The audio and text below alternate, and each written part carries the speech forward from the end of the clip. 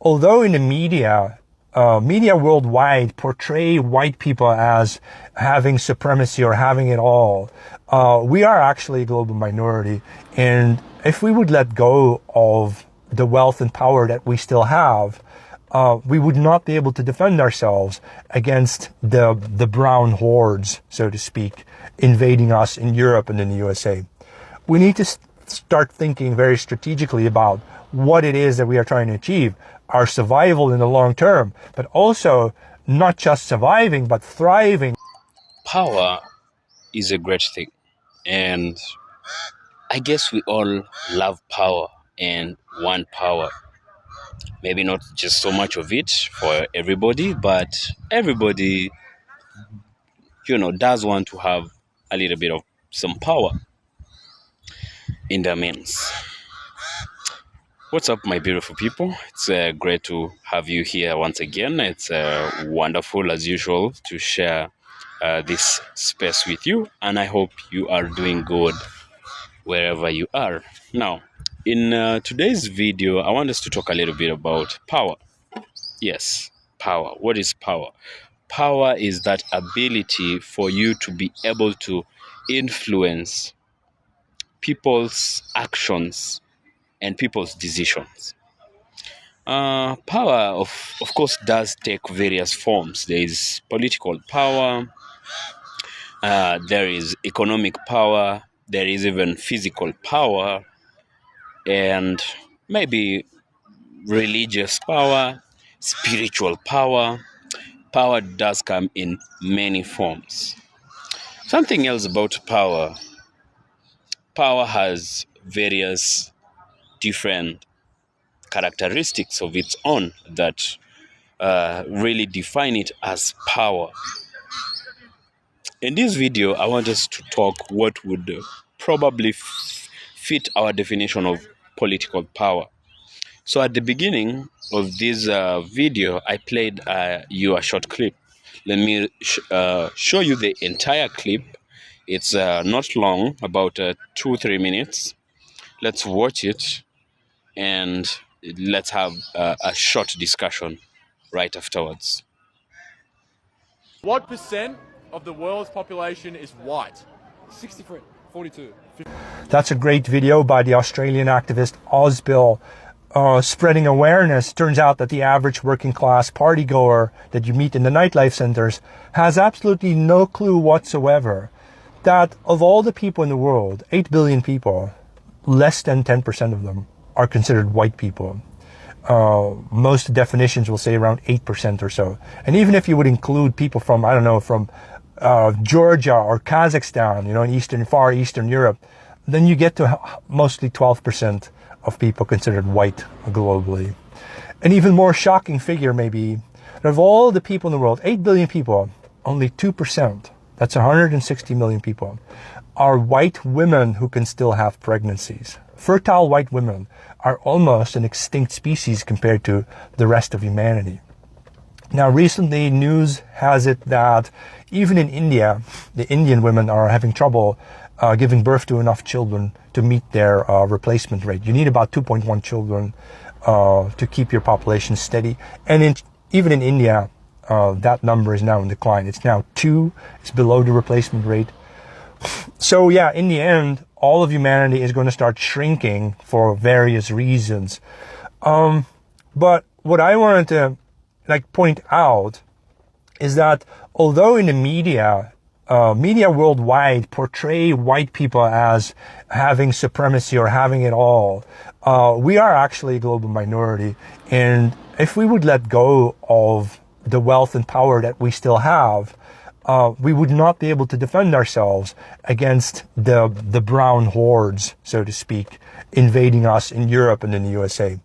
We need to start thinking very strategically about what it is that we are trying to achieve, our survival in the long term, but also not just surviving, but thriving. We want to have culture and civilization that is meaningful to ourselves, meaning not universal. We want a particular culture for ourselves that helps us become physically and mentally the best versions of ourselves.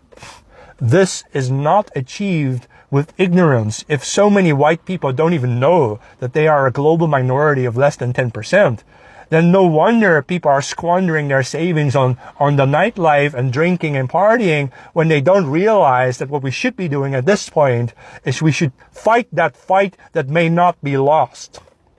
We have to fight for our survival, and we have to aim for a survival that offers us a sort of revival of our whole civilization that puts us back in charge.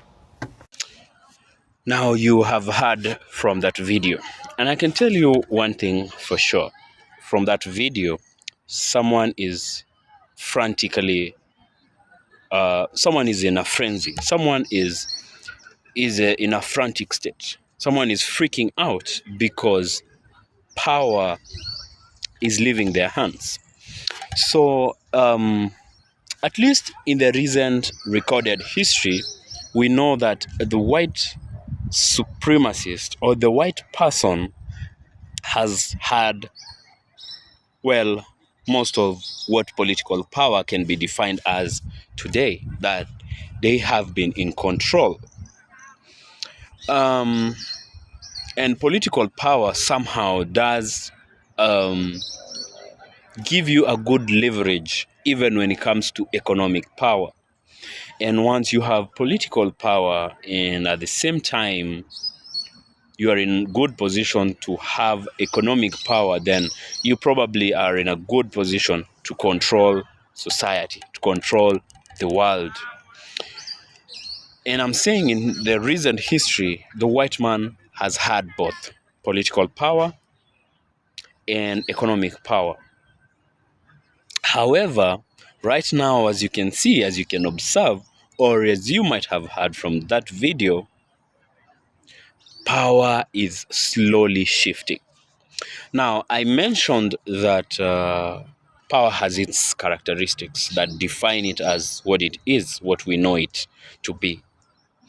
We're not going to discuss all the characteristics of power, but power, one of the characteristics of power is dangerously and strongly addictive. And another characteristic of power that also is not very desirable is that power corrupts. Power really corrupts people. So other than those two, a different sort of characteristic of power is transient, or power is fleeting. So power doesn't stay in one place for eternity. Power moves, power shifts. And that is what is happening. And someone in that video is raising a very, very critical point to his people, that power is leaving us and we will not be able to do what we've been able to do in the past. We will not be able to control everything to our favor as we have done before. So we need to wake up. It's a wake-up call. It is a call to action. And as a black person myself, I can confidently say that black people have been, for the majority of what has been the history of white people possessing power, we have been the victims. But maybe it is time for us to begin to smile, because power is shifting and power is leaving the hands of the white people. But perhaps it's just not yet the time to smile, because are we sure? Can we say confidently that power is leaving the white people to go to the black people? No, we can confidently or definitively say that. Well, just yet.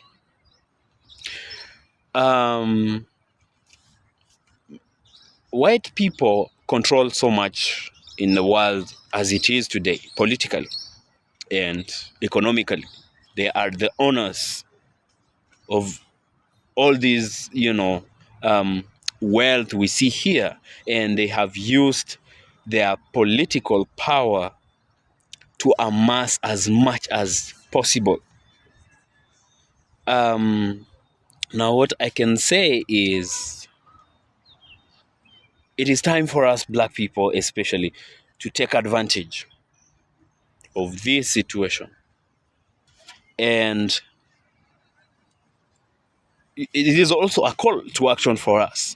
And once they are in a frenzy, why can't we just assume the power that we also deserve as black people? Because the problem with us, our biggest problem is not who has power and why they have power, is why have they taken it? Why have they taken from us what belongs of us? Why have we been made to look like second and third class citizens of this world that we rightfully belong to? White people, I can say a majority of white people are still riding the high horse, but they need to climb down the high horse, accept the truth that power is shifting, power is a fleeting phenomena, power is transient, and power will leave. And once you oppressed me when you had power, what do you think happens to me, to you, when it is my time to have power?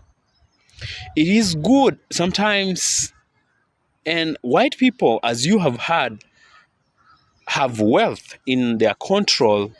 They are wealthy, but they are fast becoming a minority by the time, and at a rate that not everybody else is doing so. We black people cry about the atrocities that were committed on us, to our ancestors and our grandparents for years and years by the white people.